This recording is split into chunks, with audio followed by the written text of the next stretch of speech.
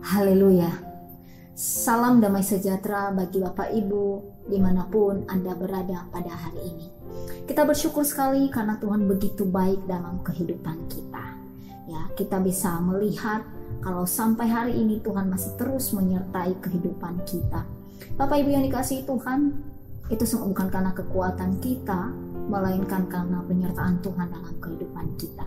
Dan pada saat ini Bapak Ibu, kita bersyukur Tuhan memberikan kesempatan lagi bagi kita untuk bisa belajar firman Tuhan. Ya, kita tahu bahwa akhir-akhir ini banyak sekali masalah-masalah yang kita dengar, bahkan juga masalah yang kita alami. Ya, tatkala kita bisa melihat bahwa ada yang mengalami masalah dalam ekonomi, ya, masalah keluarga, masalah keuangan, masalah kesehatan, dan masih banyak lagi. Tatkala di tengah-tengah masyarakat, di tengah-tengah manusia mengalami tekanan-tekanan yang seperti itu, masalah-masalah yang seperti itu, ada saja yang masih meragukan keberadaan Tuhan. Ada saja yang masih terus bertanya, Tuhan ada di mana? Lalu Bapak Ibu, pertanyaannya, bagaimana kita menanggapi setiap masalah-masalah yang terjadi dalam kehidupan kita? Apakah kita masih terus menanyakan keberadaan Tuhan, atau justru kita mulai mengoreksi diri kita? Bapak Ibu, pada saat pagi hari ini kita akan belajar firman Tuhan di dalam Yakobus pasal 4 ayat 1 sampai 10. Yakobus pasal 4 ini dibagi 3 bagian. Yang pertama kita melihat di ayat yang pertama itu dimulai dengan satu pertanyaan, ya. Dari manakah datangnya sengketa dan pertengkaran di antara kamu? Ya, ada satu pertanyaan. Pasal 4 ini dimulai dengan satu pertanyaan, dan setiap kali ada pertanyaan membutuhkan jawaban. Jawabannya yang pertama itu ada di mana? Kita bisa melihat di pasal 3 ayat 16, ya. Di situ dikatakan, sebab di mana ada iri hati dan mementingkan diri sendiri, di situ ada kekacauan. Jadi kalau di ayat pasal 4 ayat 1 ya memberikan pertanyaan, maka jawabannya sudah ada di pasal 3, bahwa yang menimbulkan permasalahan adalah iri hati, yang mementingkan diri sendiri. Kemudian Bapak Ibu, ayat 2 sampai 5 itu menceritakan bagaimana kebiasaan manusia, ya. Manusia dalam dunia ini melakukan apa? Melakukan hal yang dibenci oleh Tuhan, dan itu menunjukkan keduniawian, ya. Bapak Ibu yang dikasihi Tuhan, kemudian di ayat yang ke-6 sampai yang ke-10 itu menceritakan bagaimana Allah, ya, bagaimana karya Allah dalam kehidupan manusia, dan bagaimana seharusnya manusia bertindak meresponi setiap anugerah Allah dalam kehidupannya. Bapak Ibu yang dikasihi Tuhan, ya, kita melihat, ya, siapakah, ya, Yesus sahabat kita, maka dunia harus kita kalahkan. Sekali lagi saya mau katakan, Yesus sahabat kita, maka dunia harus dikalahkan. Ini berarti bahwa ada ketidaksamaan, ya, di mana Yesus tidak bisa sama dengan dunia.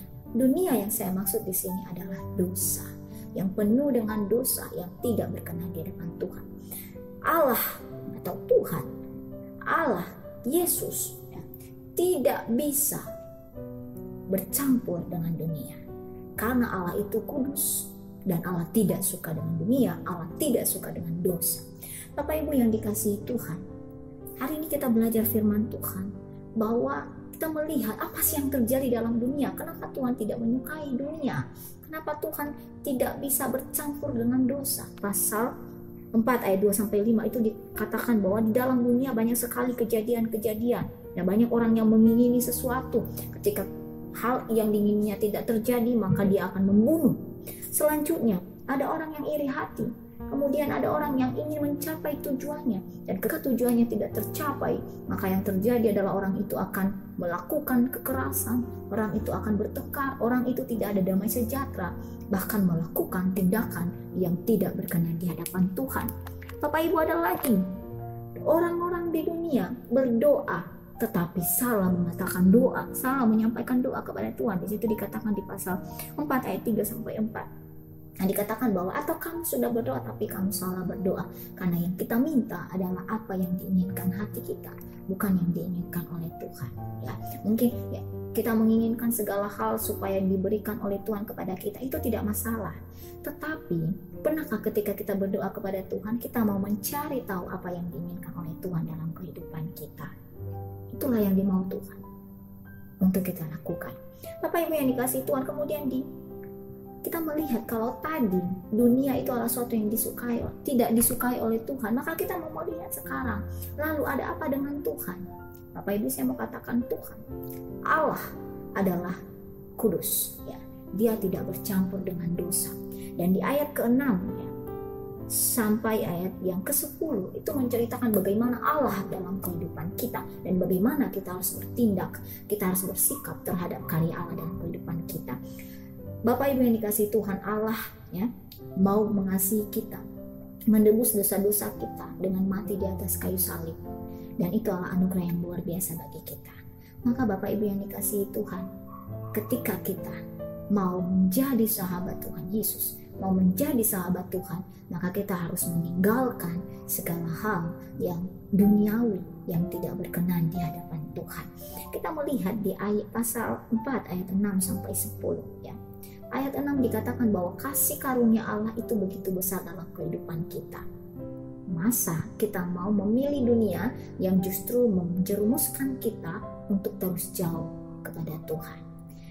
Bapak Ibu yang dikasihi Tuhan, ketika kita memilih mau menjadi sahabat Tuhan, maka ada konsekuensi yang perlu kita lakukan. Ya, ada konsekuensi, ada hal-hal yang perlu kita lakukan, Bapak Ibu. Dan pasti apa yang kita lakukan itu mendatangkan kebahagiaan dalam diri kita. Bapak Ibu, apa? Yang pertama kita melihat ya di ayat yang ke-9. Sadarilah kemalanganmu, berduka cita dan meratap. Bapak Ibu yang dikasihi Tuhan, kalau kita mau menjadi sahabat Tuhan, ya, mau melawan dunia, mengalahkan dosa, mengalahkan iblis, maka yang perlu kita lakukan yang pertama adalah tahap awal adalah sadar. Bapak Ibu yang dikasihi Tuhan, sadar adalah tahap awal yang dilakukan oleh setiap orang sebelum mulai melakukan tahap-tahap selanjutnya dalam pembaharuan dirinya. Kenapa Bapak Ibu? Kalau orang tidak sadar, dia tidak akan mau bisa berkomitmen untuk melanjutkan apa yang akan dilakukannya dalam merubah dirinya. Ya, itu dalam dunia psikologi. Jadi orang itu dituntut sadar ketika dia sudah melakukan kesalahan. Dia tidak hanya langsung meminta maaf, tapi dia harus sadar dulu apa yang telah dilakukannya. Bapak Ibu yang dikasihi Tuhan, apa yang kita sadari? Yang pertama, kita menyadari bahwa kita itu telah melakukan dosa. Selama ini kita hidup dalam dosa. Selama ini kita hidup memberontak di hadapan Tuhan. Kemudian kita menyadari bahwa kita itu memang sudah jauh dari Tuhan. Kita tidak setia kepada Tuhan. Itu yang perlu kita sadari Bapak Ibu. Dan kesadaran inilah yang membuat kita bisa bertobat dan kita bisa menghadap hadirat Tuhan. Yang kedua Bapak Ibu, kalau kita mau mengalahkan dunia, kita mau menjadi sahabat Tuhan, maka yang kedua adalah rendahkanlah dirimu. Di ayat 10 dikatakan, rendahkanlah dirimu di hadapan Tuhan dan Ia akan meninggikan engkau. Merendahkan diri adalah satu hal yang sangat penting sekali. Ya Bapak Ibu, kenapa? Karena kalau kita merendahkan diri, kita bisa mendapatkan berkat yang luar biasa. Saya mau katakan Bapak Ibu, ketika Bapak Ibu mempunyai 2 buah gelas, ya, 2 buah gelas, yang satu berisi penuh dan yang satu itu kosong, ya, tidak ada isi. Dan kita ingin ya supaya yang tidak ada isi ini bisa terisi penuh. Dengan cara apa? Yang terisi penuh tadi, ya, diambil air yang ada di gelas yang terisi penuh, kemudian ditumpahkan di gelas yang kosong itu. Maka kalau posisinya sama, maka gelas yang penuh itu tidak akan mudah ya menumpahkan isi yang ada di dalam gelas itu, air itu. Tapi ketika gelas yang kosong itu lebih rendah ya posisinya, maka gelas yang banyak itu, yang ada airnya itu, bisa menumpahkan isinya sampai penuh di gelas yang kosong itu. Bapak Ibu yang dikasihi Tuhan, artinya bahwa kita perlu memelihara kerendahan, ya, merendahkan diri kita di hadapan Tuhan. Kita tahu bahwa kita ini memang benar-benar gak ada apa-apa. Kami tidak ada apa-apa Tuhan, saya tidak ada apa-apa tanpa Tuhan. Dan ini saya, maka itu adalah salah satu cara, ya. Itu adalah ketika kita merendahkan diri di hadapan Tuhan, Tuhan bisa memberikan berkat-berkat yang melimpah dalam kehidupan kita. Apakah mendatangkan sukacita? Ya, Bapak Ibu. Yang berikutnya, kalau kita mau menjadi sahabat Tuhan, kita mau mengalahkan dunia, maka yang ketiga yang kita lakukan adalah tunduk kepada Allah. Bapak Ibu yang dikasihi Tuhan, tunduk kepada Allah, di situ dikatakan ayat 7, tunduk kepada Allah dan lawanlah iblis, maka ia akan lari daripadamu. Artinya Bapak Ibu, hanya satu cara yang bisa kita lakukan ketika kita ingin melawan iblis adalah kita harus tunduk kepada Allah. Ya, benar. Karena kita tidak bisa memilih dua-duanya. Karena tadi Tuhan tidak suka dengan dosa, dengan iblis, dengan dunia. Maka cara yang kita lakukan adalah kita harus tunduk kepada Allah. Kita melakukan perintah Allah, kita mendengarkan firman Allah. Selanjutnya Bapak Ibu, yang keempat adalah yang terakhir, ya, di mana yang kita lakukan untuk melawan iblis dan mau bersahabat dengan Tuhan adalah kita mendekat kepada Allah. Di ayat 8, mendekatlah kepada Allah dan ia akan mendekat kepadamu. Bapak Ibu yang dikasihi Tuhan, kita mendekat kepada Allah, ya, kita harus menyadari ya, kalau kita mendekat kepada Allah, maka ia pasti akan mendekat kepada kita. Mendekat berarti kita tidak menjauh dari Tuhan.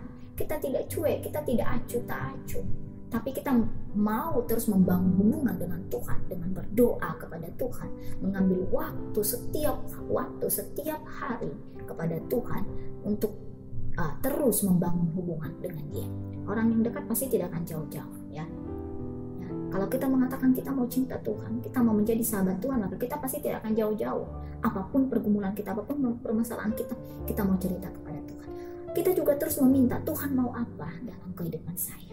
Bapak Ibu yang dikasihi Tuhan, 4 hal inilah yang perlu kita lakukan dalam hidup kita jika kita ingin melawan iblis dan kita mau menjadi sahabat Tuhan Yesus. Bapak Ibu, Tuhan Yesus sudah menjadikan kita sahabat-sahabatnya.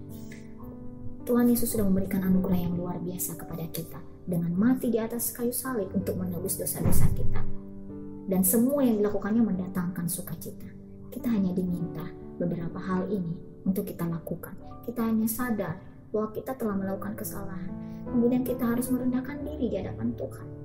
Kemudian mari kita tunduk pada pimpinan Tuhan dan terus membangun hubungan kepada Tuhan dengan mendekat kepada Tuhan. Bapak Ibu yang dikasihi Tuhan, ketika hal ini kita lakukan, maka kita sudah benar-benar menjadi sahabat Tuhan. Kita mengerti isi hati Tuhan. Kita tahu Tuhan ada di dalam setiap peristiwa kita. Bahkan kita tidak menanyakan lagi kapan ada Tuhan, bagaimana Tuhan, dan apa yang dilakukan oleh Tuhan dalam kehidupan kita. Bapak Ibu yang dikasihi Tuhan, biarlah firman Tuhan ini memberikan ketenangan dalam diri kita di dalam setiap persoalan-persoalan yang kita alami. Kita semakin yakin bahwa Tuhan adalah sahabat kita, Tuhan tidak pernah meninggalkan kita, dan Ia sangat mengasihi kita. Biar Tuhan terus menguatkan kita, memberikan hikmat kepada kita. Amin. Kebenaran firman Tuhan, mari kita berdoa kembali. Bapak yang baik, terima kasih Tuhan, kami sangat bersyukur untuk hari ini karena Tuhan berikan kami kesempatan lagi belajar kebenaran firman-Mu. Terima kasih Tuhan untuk berkat-Mu yang begitu luar biasa, dan kami mohon biar Tuhan terus menyertai kehidupan kami, memberkati kami Tuhan, berikan kekuatan kepada kami terlebih sepanjang hari ini Tuhan, supaya kami bisa melakukan apa yang berkenan di hadapan Tuhan dan semuanya memuliakan nama Tuhan. Kami bersyukur karena Engkau adalah sahabat kami dan Engkau menjadikan kami sebagai sahabat-sahabat. Terima kasih Tuhan Yesus, di dalam nama Tuhan Yesus kami Yesus Kristus kami sudah berdoa dan mengucap syukur. Haleluya. Amin. Selamat pagi, selamat beraktivitas. Tuhan Yesus memberkati.